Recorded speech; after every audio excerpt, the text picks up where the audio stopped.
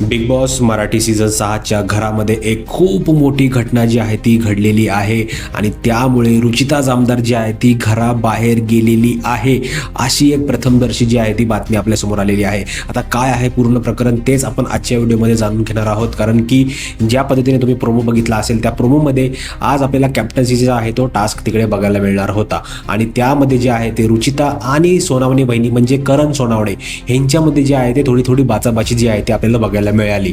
पण त्यानंतर जे आहे ते रुचिताचं जे डोकं आहे ते खूप जास्त गरम झालेलं असतं आणि ती एकदा रागात आली की ती काही बी करते आणि त्याच दृष्टिकोनातून तिने जे आहे ते करण सोनावणेला जे आहे ते मारायचा प्रयत्न जे आहे ते केलेला आहे.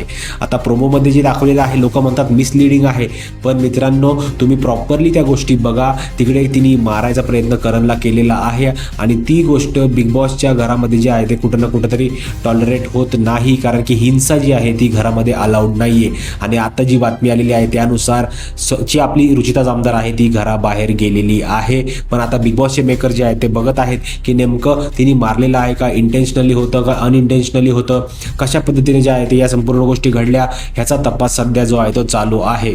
तुमचं या संपूर्ण गोष्टीवर काय मत आहे? तुम्हाला रुचिताला घरात बघायचं आहे की घराबाहेर काढायचं आहे? नक्की मला कमेंट करून सांगा, कारण की तुमचं मत मेकर्स जे आहेत ते बघत आहेत. मित्रांनो भेटूया पुढच्या व्हिडिओमध्ये, तोपर्यंत टाटा बाय बाय.